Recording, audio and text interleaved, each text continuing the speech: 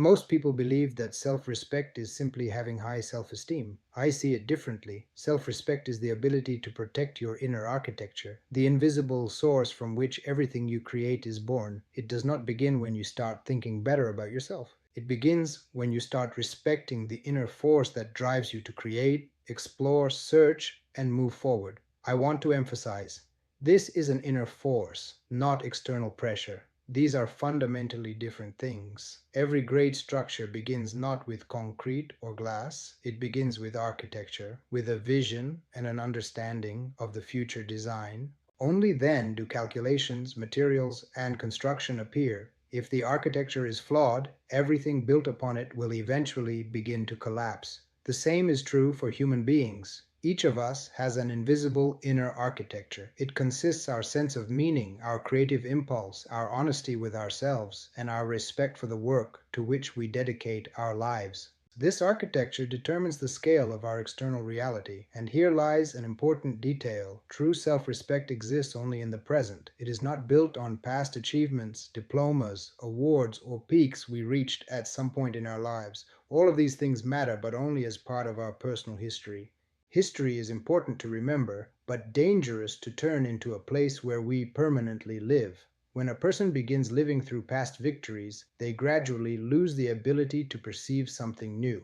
And with that comes the risk of arrogance. Arrogance always means the end of growth. It is better to remain a student than to become a prisoner of your own past.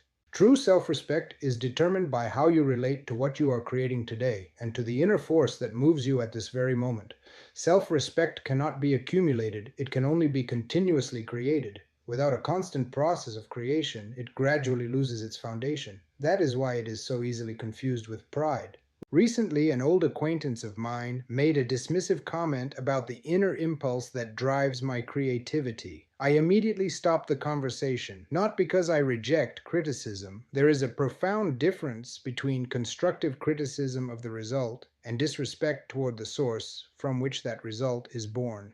Every creator eventually faces this choice, to protect the comfort of others or to protect the source of their own nature. At this moment, not only your circle of people changes, the quality of your entire life changes. You stop allowing people to remain close to you if they gradually destroy your inner foundations. Not because you become more arrogant, but because you begin to understand, once you destroy your inner architecture, you will eventually lose yourself. While working on Time Architects, I am especially careful when choosing the people I move forward with. Their professional skills matter, but something else matters even more. Do they respect their own path? Are they capable of protecting the source of their creativity?